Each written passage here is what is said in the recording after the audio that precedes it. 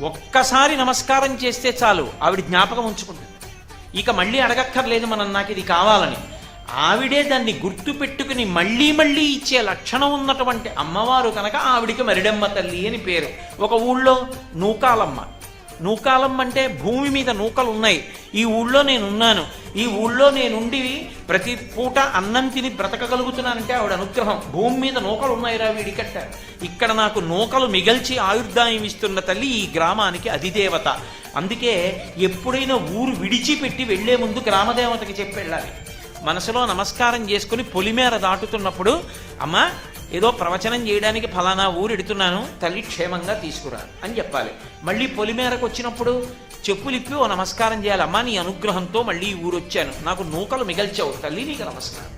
ఏడాదికోసారి అన్ని కుటుంబాలు కలిపి అమ్మవారికి నైవేద్యాలు పెట్టామని చెప్పి అమ్మవారికి నైవేద్యాలు పెడతారు.